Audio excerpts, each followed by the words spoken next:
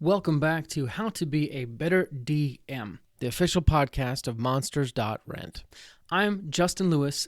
And I'm Tanner Weyland. And we are here to help you tell better stories for yourself and your players as you dungeon master sessions of D&D, Dungeons & Dragons.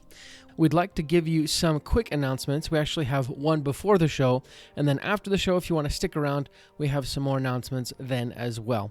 But first, let's talk about this. Tired of being alone? Are you tired of not having any of your players understand you? Are you tired of never truly belonging? Well, you're in luck. All you need to do is join the Guild. The Guild is a unique and exclusive experience that is only open to Dungeon Masters. It is a full community focused on helping ease your DMing burdens. Want to meet other DMs? Join the Guild. Want to discuss your homebrew ideas with people who would appreciate it instead of just telling your cat? Join the Guild. Want to find a place where all your wildest dreams will come true? Join the Guild. Go to monsters.rent/guild and sign up today for free. Wait, that can't be right. Chuck, can you check this again? Is this supposed to be... What? Oh, they're serious? It's free? Oh, okay. All right. Yes, go to monsters.rent/guild and sign up today for free, even though they are crazy for giving this away for free. Common side effects may include burping, sneezing, laughing, breathing, hearing, listening, tasting, farting, critting, sarcasm, and in extreme cases, explosive diarrhea. Awesome. With that out of the way, we can get into today's show. Hello and welcome to How to Be a Better DM, the official podcast of Monsters.Rent. My name is Tanner Weyland. Today I'm excited to lead you by the hand on the road to being a better DM. Was that too cheesy? I was going for a little bit cheesy, but maybe I went too hard. Either way, I'm excited to be with all of you. Today we're going to talk about a topic that is kind of sibling or adjacent to the topic that we had last week. Last week, as you'll recall, we talked about how some DMs get so pigeonholed into thinking that a specific conversation can only have one purpose, right? And how you should really be open to a variety of possibilities with each NPC player interaction. Now, you're probably wondering, okay, what's this sister topic to this? And I would say it is being creative or allowing creativity in the solutions to the problems or obstacles you set. Let me explain a little bit. So with life, I think I found this personally, where I'll think that like, oh man, what do? I feel like I can only do this one thing, but it's really hard. And then I talk to someone else and they're like, well, have you thought about doing this instead? Right? That's happened so much, like in job searching, in school, when I was picking my major. There's so many things that we just get laser focused on, hey, there's one solution and it better happen or shame on me for not making it happen. And it doesn't need to be that way with D&D. In fact, I think D&D is wonderful in the way that it has so many options because so much of it is improv and storytelling in the moment. It's something that you can't really replicate in pretty much any other medium, right? Like certainly not in video games, because video games, as much as they try and give you options, they have to program everything. So they can't give you all the options in the world. And same for, a book, because a book has to be written beforehand and everything else, right? With D&D, you can tell a story in the moment.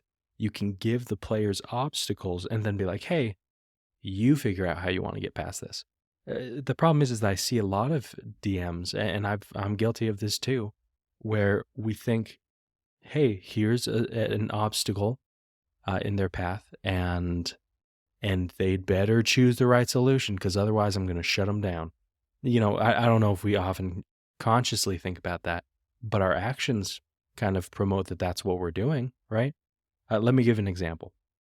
So let's say a party made up of a cleric, a barbarian, a wizard, and a druid come upon a stone door that's made of dark slate and has a scrawl of runes engraved into it in a spiral.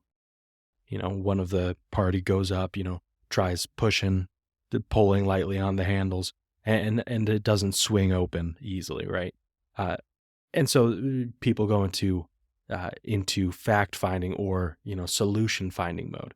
The cleric sees a skeleton nearby, at the side of the hallway, and decides to speak with it, cast the spell.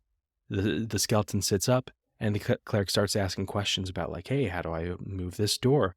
The skeleton answers it. It's a heavy door, and it takes a strong hero to move it. The cleric asks, like, okay, but is there another way? Is there a special mechanism, a password, something else? The skeleton answers no to each of these questions, and then falls back on the ground. So kind of stumped, the wizard steps up. He has the idea of casting clairvoyance past the door so that he can see see beyond it, and then casting Misty Step to see on the other side if there's a way to open it, right? Maybe there's a mechanism there.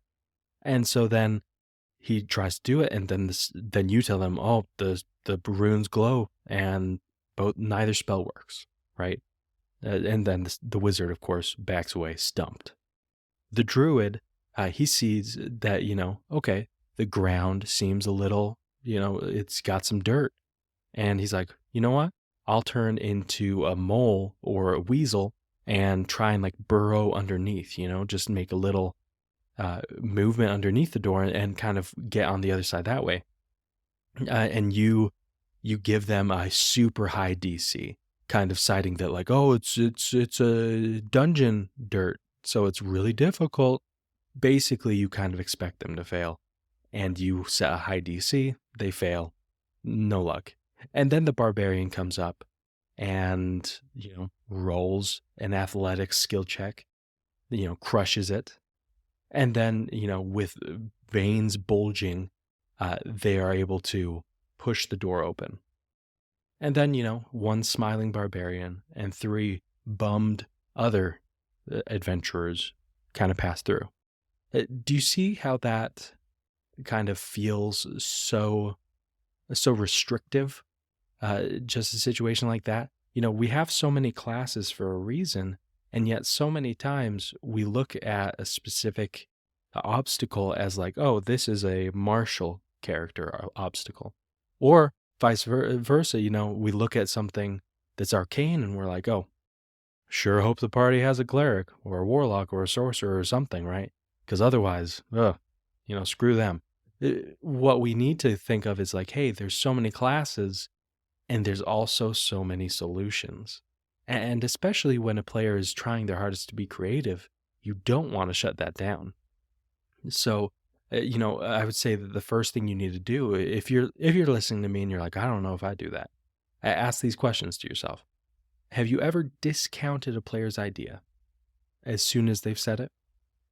Now, asking further is, did you discount it because it wasn't what you had in mind? Or to frame it a different way, have you ever decided that there can only be one solution to an obstacle that you create in your game? Because if you do, then you can kind of see where you curtail or cut off any chance for being creative, right? And once again, just reiterating, I think that much like life and how, when we're creative and open to different solutions to our problems, we have a much better time.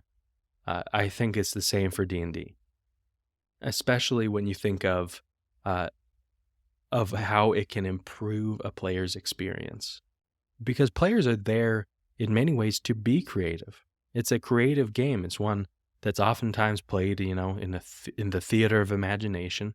And it'd be a real shame if we don't kind of make use of that entire stage, So how can you kind of figure out what to do next and to kind of change up your play style? Well, let's first kind of talk about the reasons why DMs do this, why they kind of pigeonhole themselves and only have one solution. First off, I think that they don't want to plan. And I don't mean this like, oh, they're lazy. I mean, like, no, DMs, as a DM, we have to pick and choose our battles, right? we can't plan everything down to every detail unless, we have plenty of time and we're really good at it. Most of the time, we're kind of we're taking shortcuts. We're doing things that are comfortable, that we feel comfortable improving in the moment, or we're planning to a T the things that we feel less comfortable with. And if a DM doesn't want to deal with, the druid turning into a weasel and what the mechanics are of digging or anything else, right? Then they're going to really have a hard time listening to a player. Beyond that, I think another problem is that they think that their solution may be the most interesting.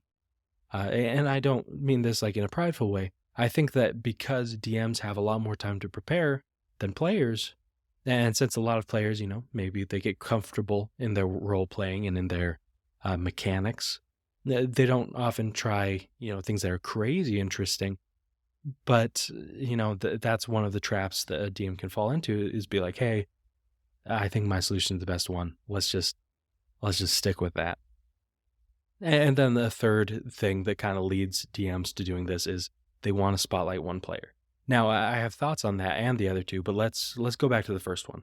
Namely, the DM doesn't want to plan too much and plan all the various solutions to an issue. That is a valid concern, frankly. And I think that it can absorb a lot of time if you're like, hey, I really want to put this stone door or this trap in their way.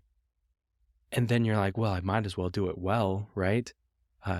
And you feel like you either have to plan everything or you just make a very specific solution. I don't think you have to. I don't think those are the only options. If your problem is that, you only plan one solution to an obstacle because you're worried about spending too much time planning, then, there's a few ways you can work with that, right? First off, you can do a skill check chart, as in, behind your DM screen or on your laptop or however you're doing it, have a chart of DCs, right? Specifically, difficulty checks where it's like, oh, for an easy task is like this, and it's a DC of 5. And an average difficulty task is that, you know what I'm saying. Basically, if you have certain rules that you consistently feel just uncomfortable with and that you feel like you have to research more, just print it out on a card, have it accessible so that if a player is like, hey, I want to try this specific thing, and you're like, oh man, what are the water mechanics? Instead of you just immediately being like, no, the water looks too choppy, you can't go in. You can instead be like, actually, I've got this card here. Let me read up real quick. Okay, yeah, cool. So you go in the water. This is how it works. And you can kind of play with the players a bit more because you did a bit more prep beforehand, but it's not the kind of grueling prep where you have to know everything. It's the kind of prep where you just are open to possibilities because you printed out or bookmarked certain mechanics that you might not be as familiar with, right? And beyond that, I don't think that you need to plan everything. In many ways, a part of the solution, or rather the entire solution, should be the players planning things, right? In the moment, you presented an obstacle, and they should be the ones to come up with the solution, not you. In fact, you're making yourself work more as a DM by prepping, all the solutions, or even prepping one. If you just kind of have in mind, like, hey, here are some various ways, like some loose ways that they could make it work, then I think that you're golden, right? You don't need to go beyond that. And this kind of leads into the answers to the next reason why DMs will only have one solution. They think that their solution is the most interesting. How would you respond to that? First off, I would respond like, okay, who is it most interesting for? For you? In many ways, DMs don't DM for themselves. In fact, anyone who has DM'd would argue like, oh yeah, it's fun. I'd much rather be a player because they don't have to work as hard. And you know how that is, right? Being a DM is much more of a service role than anything else. And so when you're thinking about like, oh, but I want them to have an interesting time, think about it from the player's perspective. A player coming up with a solution, acting on it, and then achieving success, what could be more interesting and fulfilling for them than that, right? My point is that you really want to think of like, hey, the more freedom or ability you give the players to come up with a solution, act on it, and actually succeed, the more likely they are to have fun, and that's the goal, right? That's what you're working towards. Now, if their solution isn't that interesting or logical, if it feels like they're fudging it, and not in a funny way, because like if it's super funny, my rule is always go for it. But if they're just trying like kind of a gimme solution where they're just trying to get around the obstacle instead of fully addressing it, then you can give them prompts or kind of guide them to be like, hey, no, don't do just a random solution, like actually think it through, and then they'll come up with an interesting solution that they'll remember and you'll remember, right? You don't have to, not coming up with the solution doesn't give your players license to be lazy. It gives them license to be creative and to come up with more interesting options, right? Especially as they collaborate. Now, there's an exception to this. I would argue that if you make a puzzle or a riddle, maybe you could be a little bit creative with a puzzle solution. But in many ways, things like that, it's totally fine to have one specific solution, and because you want it to be interesting and to make sense. And that's A-okay, right? Now, I would say that if you do have a situation like that, where the players stumble on a puzzle or a riddle, and you have a specific solution in mind, I would then make it so that they can be creative in finding hints, right? In finding that answer, that one specific answer, right? Because then you're opening up room for creativity where it's like, oh, there's a puzzle in the center of the room, and the players kind of have to search around the room, in different ways, both arcane and just like physically searching. And that gives them a chance to prove, their mettle and to be creative. And then they come back and they find that one solution, but you didn't give them a very restricted experience. You gave them an experience that had a specific solution, but they could be creative in finding that solution out. And, for that last concern or that last reason that DMs will only choose one solution, namely that they want to make one player the spotlight, I think that that's totally valid sometimes, right? Especially, and I don't need to say this, but I am such an advocate for people who are shy and they kind of get spoken over in just friendly meetings, or especially in D&D, because they're not the energetic, creative one or the person who just talks out. In a situation like that, if they're playing the barbarian and you're like, hey, I really want to make them feel like this was a job for them, then having a stone door occasionally that they just need a manhandle open, that's totally valid. I don't think that's a problem.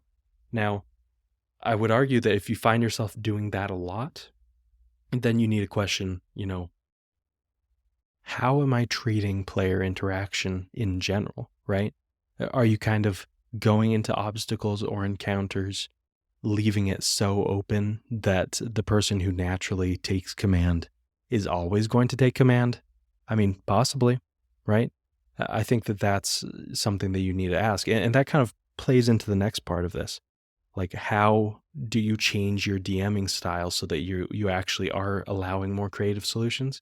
The first one, and it answers that last concern of the players who you feel the need to make tailor-made challenges for because they're so shy or not proactive enough.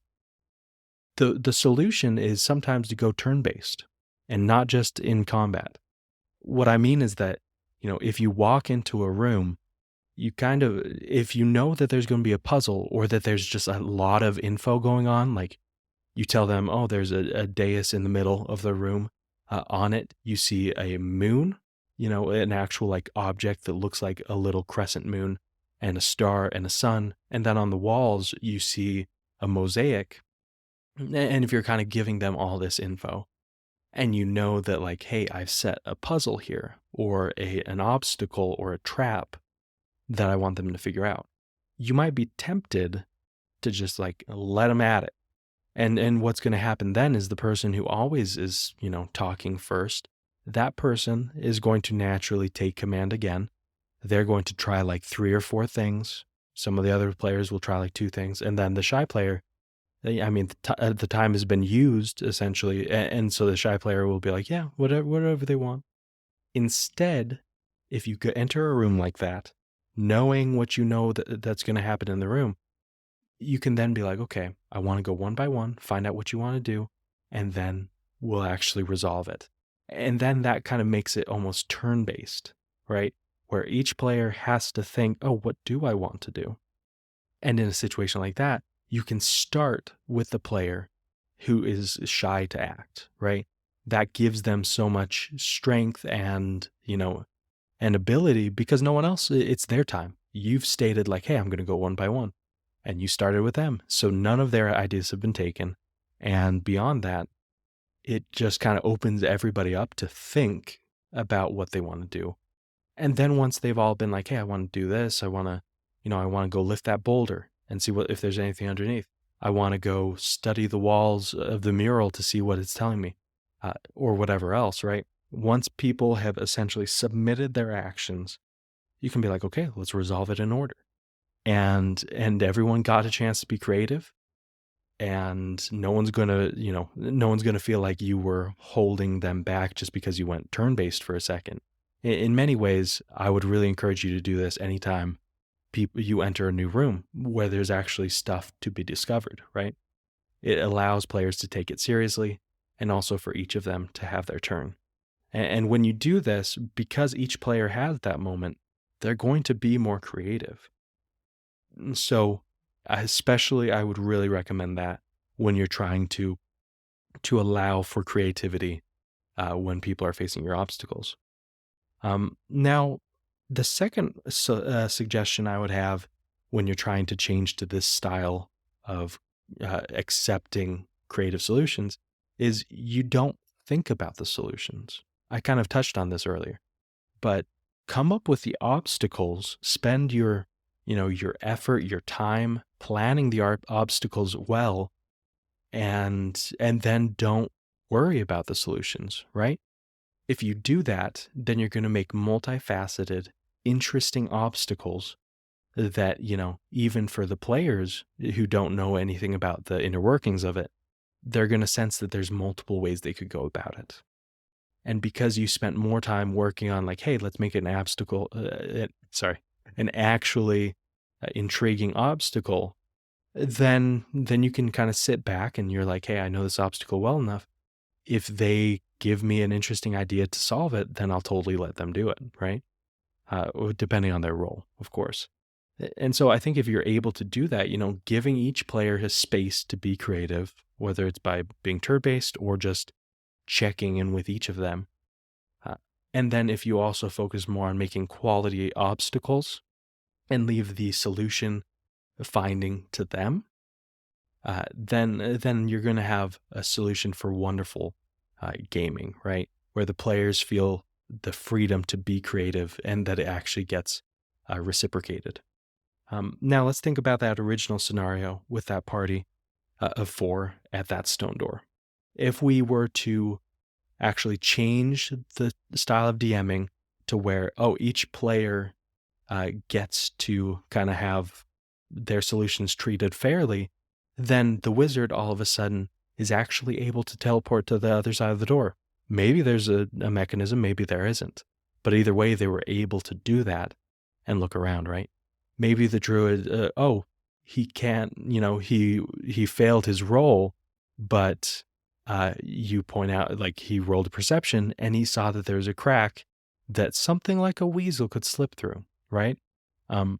Or maybe the cleric actually does talk to the dead, and the dead is able to tell him, like, hey, it's a riddle on the door. This is what it means. And then the cleric speaks friend and enters, Lord of the Rings style. Whatever it is, any of those solutions, if you give each player a chance to, operate like that, then they're each going to be super jazzed come the next obstacle, right? Because you didn't shut them down. you didn't make it known that like, hey, you better have just the skill set that I'm looking for, or else you're just going to be useless. You don't want that. They don't want that. And the good news is with the D&D classes, you can be so creative in how you approach certain things, right? You can have a wizard who, like, yeah, they could Misty Step to the other side after using clairvoyance. They could also maybe, create like an actual like elemental spell to like move earth around the door so they kind of like go on the other side. Or they reshape the door itself. Whatever it is, it gives them options and license to be creative.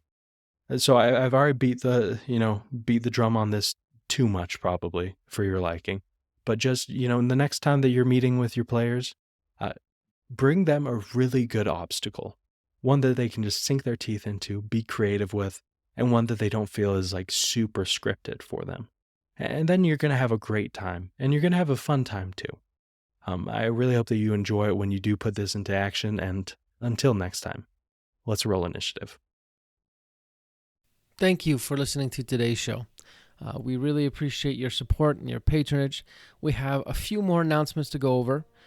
First, did you ever fall in love with the library as a kid? It was a place where you could experience 1,000 stories without having to buy 1,000 books. That is what Monsters.Rent can do for your D&D campaign. You can rent and swap out as many quality miniature monsters and creatures for your D&D party as you could ever want, without having to buy them. You can rescue villagers from a kobold camp, or lead your party through the fighting forest, or many more adventures. We're coming out with new bundles all the time. Just sign up for our subscription to get access to your own personal library of minis. Go to Monsters.Rent to find out more. That's the website. Monsters, with an S, .rent. Get your library pass to a world of minis today. we also wanted to let you know that today's episode is sponsored by Stardust and Dragons. I'm going to let one of the cast of Stardust and Dragons, Christian Hatcher, and his crew tell you a little bit more about it. This August, a new adventure podcast is coming to a platform near you, filled with action. You one of the two of them. We can't keep taking hits like that. Drama. Everything that she's been doing, everything she's going to do, finally sets in. And Stardust. Help! Help! Someone, please!